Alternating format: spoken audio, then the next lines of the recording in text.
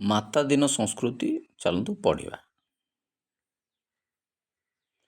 ଏକ ଲୋକପ୍ରିୟ କାହାଣୀରୁ ଆରମ୍ଭ କରିବା। ଥରେ ଚନ୍ଦ୍ରରେ ଚର୍ଚ୍ଚା ହେଲା ଯେ ଭାରତର ଅମଲାତନ୍ତ୍ର, ପୋଲିସ ଓ ଶାସନ ବ୍ୟବସ୍ଥା ଠିକ୍ ରାମରାଜ୍ୟ ଭଳି।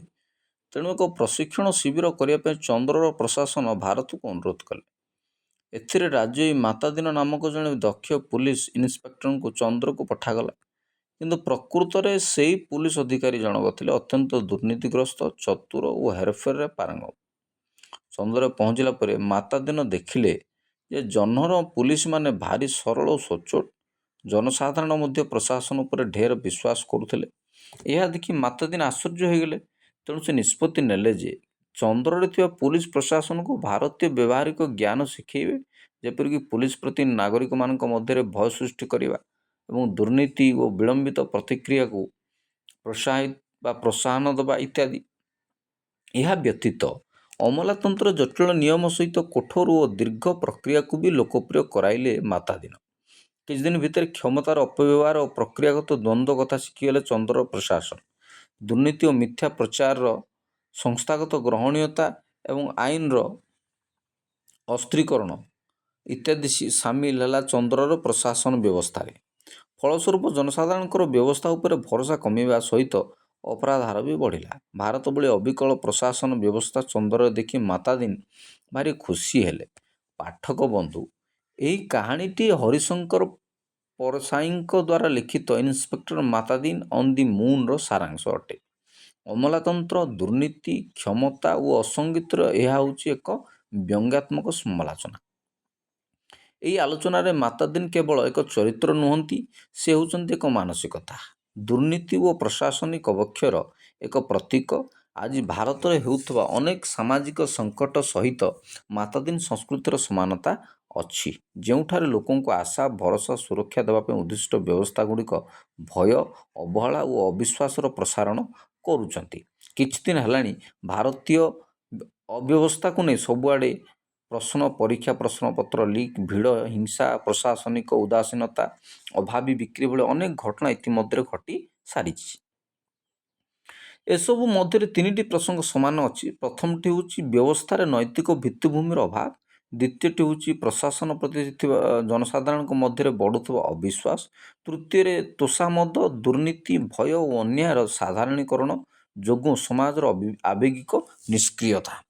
ଭାରତୀୟ ଅମଲାତନ୍ତ୍ରରେ ନୈତିକ ଭିତ୍ତିଭୂମିର ଅନୁପସ୍ଥିତି କେବଳ ବ୍ୟକ୍ତିଗତ ଦୁର୍ନୀତି ନୁହେଁ, ଏହା ହେଉଛି ଏକ ସାଂଗଠନିକ ସଙ୍କଟ।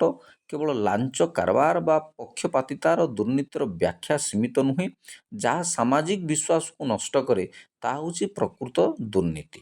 ଏହି ଯେମିତି ସାମ୍ପ୍ରତିକ ନିଟ୍ ପରୀକ୍ଷା ପ୍ରଶ୍ନପତ୍ର ଲିକ୍ ଘଟଣା ହେଉ ବା ଓଡ଼ିଶାରେ ଭିଡ଼ ହିଂସାରେ ପୁଲିସର ନିଷ୍କ୍ରିୟତା କିମ୍ବା ନିୟମ ନାମରେ ବ୍ୟାଙ୍କର ସମ୍ବେଦନହୀନତା ହେଉ, ଏସବୁ ମଧ୍ୟରେ ବ୍ୟବସ୍ଥାର ସ୍ୱଚ୍ଛତା ଓ ମାନବିକ ଦୃଷ୍ଟିଭଙ୍ଗୀ ଉପରେ ଅନେକ ପ୍ରଶ୍ନବାଚୀ ସୃଷ୍ଟି ହୋଇଛି।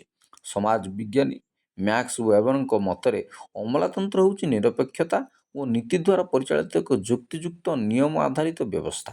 କିନ୍ତୁ ବିଡ଼ମ୍ବନା ଯେ ଆମ ଅମଲାତନ୍ତ୍ର ସର୍ବୋତ୍ତମ ପ୍ରକ୍ରିୟା ଅନୁସରଣ କରେ କିନ୍ତୁ ନୈତିକ ଲକ୍ଷ୍ୟରେ ବିଫଳ ହୁଏ। ଏହା ଯୋଗୁଁ ତିନିଟି ପ୍ରଭାବ ପଡ଼େ। ପ୍ରଥମରେ, ଲକ୍ଷ୍ୟ ପରିବର୍ତ୍ତନ ହୋଇଯାଏ।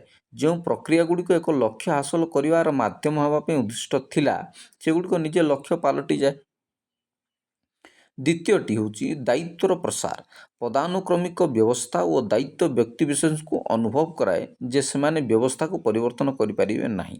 ତୃତୀୟଟି ହେଉଛି ଅମାନବୀକରଣ ବା ଜଣେ ବ୍ୟକ୍ତି ଯାହାଙ୍କୁ ସହାନୁଭୂତିପୂର୍ଣ୍ଣ ସାହାଯ୍ୟ ଯୋଗାଇ ଦେବା ଅତ୍ୟାବଶ୍ୟକ, ତାଙ୍କୁ ପ୍ରକ୍ରିୟାଗତ ନିୟମ ନାମରେ ଅଣଦେଖା କରାଯାଏ। ଭଉଣୀର ଗଳିତ ଶବ ଧରି ଆସିଥିବା ଜିତୁ ମୁଣ୍ଡା ସମ୍ଭବତଃ ଏହି ପ୍ରଶାସନିକ ଚକ୍ରରେ ଫସି ଯାଇଥିଲେ। ଯଦି ନୈତିକ ଉଦ୍ଦେଶ୍ୟ କମିଯାଏ, ତେବେ ପ୍ରଶାସନ ଓ ଜନସାଧାରଣଙ୍କ ମଧ୍ୟରେ ଅବିଶ୍ୱାସ ଓ ଦ୍ୱନ୍ଦ୍ୱର ଏକ ପରିସଂସ୍ଥା ସୃଷ୍ଟି ହୁଏ। ଏହାକୁ ବ୍ୟବସ୍ଥାର ଉଦ୍ଭଟତା କୁହାଯାଏ। ଏଥିରେ ସେବା ନୁହେଁ, କ୍ଷମତା ଓ ନିୟନ୍ତ୍ରଣକୁ ଅଧିକ ଗୁରୁତ୍ୱ ମିଳେ। କାଳକ୍ରମେ ଅନ୍ୟାୟକୁ ନାଗରିକମାନେ ଜୀବନର ଏକ ସାଧାରଣ ଅଂଶ ଭାବରେ ଗ୍ରହଣ କରିବା ଆରମ୍ଭ କରନ୍ତି। ଭାରତରେ ନାଗରିକ ଓ ଅମଲାତନ୍ତ୍ର ମଧ୍ୟରେ ବିଶ୍ୱାସର ଅଭାବ ହେଉଛି ଗଣତାନ୍ତ୍ରିକ ଶାସନ ପାଇଁ ସବୁଠାରୁ ବଡ଼ ପ୍ରତିବନ୍ଧକ।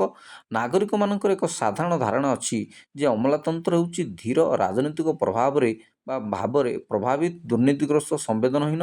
ଅନ୍ୟପଟେ ଅମଲାମାନେ ପ୍ରାୟତଃ ନାଗରିକମାନଙ୍କୁ ଅଧୈର୍ଯ୍ୟ, ଅବିଶ୍ୱାସୀ ଓ ପରିଚାଳନା କରିବାକୁ କଷ୍ଟକର ଭାବରେ ଦେଖନ୍ତି। ତେଣୁ ଏହି ପାରସ୍ପରିକ ବିଭେଦ ଦ୍ୱାରା ଶାସନରେ ବୈଧତା ଓ ସାଧାରଣ ସହଯୋଗ ଦୁର୍ବଳ ହୋଇଯାଉଛି।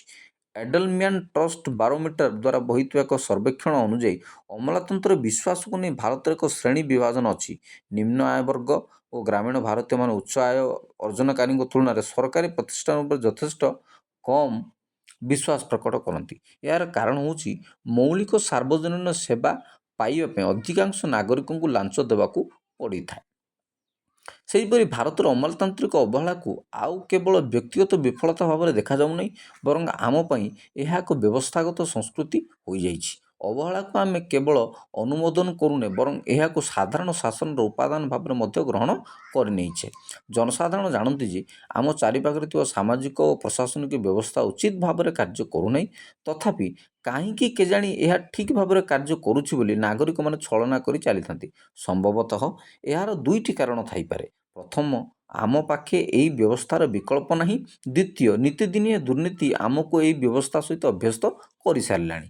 ପରିଶେଷରେ ନୀତିହୀନତା ଓ କ୍ଷମତା ଲୋଭ ହେଉଛି ସୁଶାସନର ବଡ଼ ପ୍ରତିବନ୍ଧକ। ଯଦିଓ ଦକ୍ଷ ଶାସନ ପାଇଁ ନୂତନ ଅମଲାତାନ୍ତ୍ରିକ ବ୍ୟବସ୍ଥା ପ୍ରତିଷ୍ଠିତ ହେଉଛି, କିନ୍ତୁ ଦୁର୍ଭାଗ୍ୟର କଥା, ଦୁର୍ନୀତି, ପକ୍ଷପାତିତା, ଅବହେଳା, ଅଯୌକ୍ତିକତା ଭଳି ନକାରାତ୍ମକ ମାନବୀୟ ଗୁଣଗୁଡ଼ିକ ଏହି ସଂସ୍ଥାଗୁଡ଼ିକୁ ବାରମ୍ବାର କମ୍ ବିଶ୍ୱାସଯୋଗ୍ୟ ଓ ଦୁର୍ନୀତି ପ୍ରବଣ କରିଦେଉଛି। ତେଣୁ ଏହି ମାତାଧୀନ ସଂସ୍କୃତିକୁ ସାମାଜିକ ବ୍ୟାଧି ରୂପେ ଦେଖି ଏହାର ମୂଳୋତ୍ପାଟନ ପାଇଁ ଆମେ ଉଦ୍ୟମ କରିବା ଉଚିତ ନୁହେଁ କି?